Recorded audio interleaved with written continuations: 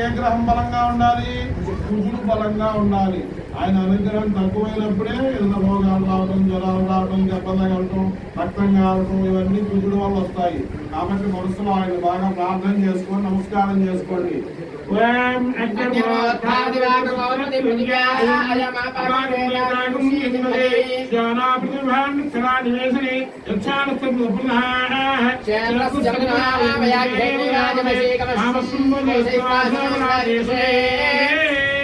सूर्यग्रहस्य दक्षिण दिग्भागे अधिदेवता प्रत्यदेवता सहित कुजग्रहमावाहयामि स्थापयामि पूजयामि नमस्करोमि अभिमुखे करोमि చెప్పండి.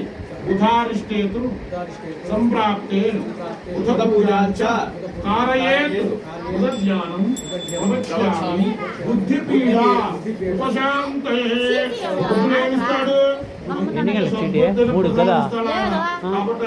నమస్కారం చేసుకోండి, బాగా ప్రార్థన చేసి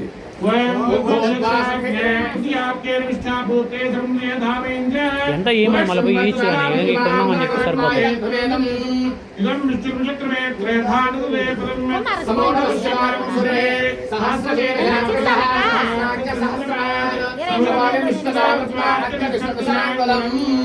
सूर्यग्रहस्य ईशान्य दिग्भागे अधिदेवता प्रत्यदेवता सहित बुधग्रहमावाहयामि स्थापयामि पूजयामि नमस्करोमि अभिमुखे करोमि.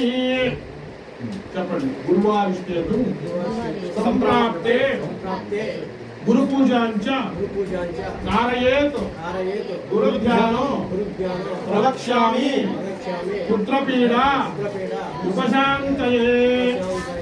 గురువు అన్నా బృహస్పతి అన్నా ఒక్కడే. మనం ఏ రంగంలో మంది పైచేయి ఉండాలన్నా, ఏ రంగంలో రాణించాలన్నా గురుబలం ముఖ్యంగా ఉండాలి. కాబట్టి ఆయన తలుచుకొని ప్రార్థన చేసుకోండి. బృహస్పతి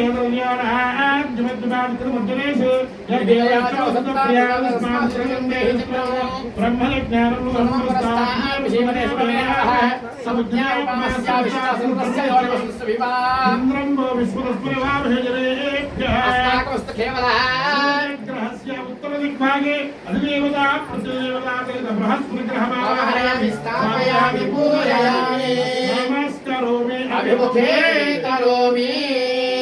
చెప్పండి. శుక్ర అరిష్టేతు సంప్రాప్తే శుక్ర పూజాంచ కారయేత్ శుక్రధ్యానం ప్రవక్ష్యామి కళత్రపీడ ఉపశాంతయే.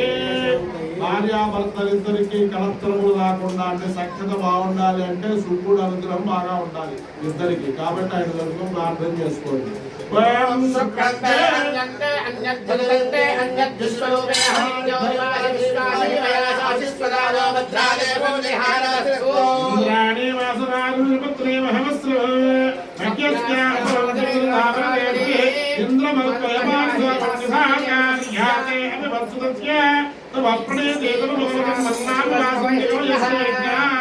सूर्यग्रहस्य प्राक् दिग्भागे अधिदेवता प्रत्यदेवता सहित शुक्रग्रहमावाहयामि स्थापयामि पूजयामि नमस्करोमि अभिमुखे करोमि.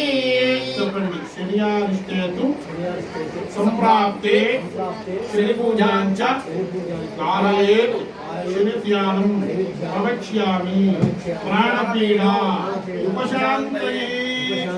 మానవ జీవితంలో శనీశ్వర స్వామి అర్ధాష్టమ శని, అంతర శని, ఏరనాటి శని ఈ యొక్క స్థానాల్లో ఉన్నప్పుడు శని బాగుండలేనప్పుడు ప్రాణ భయాలు వస్తూ ఉంటాయి.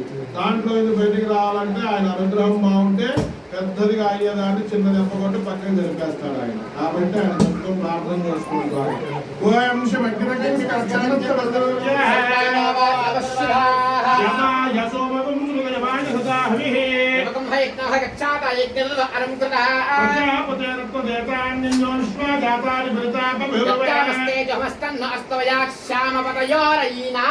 सूर्यग्रहस्य पश्चिम दिग्भागे अधिदेवता प्रत्यदेवता सहित शनैश्चरग्रहमावाहयामि स्थापयामि पूजयामि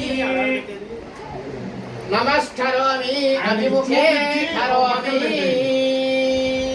చూపించి పక్కన శనేశ్వరాయ నమః. చెప్పండి. రాహు అరిష్టేతు సంప్రాప్తే రాహు పూజాంచ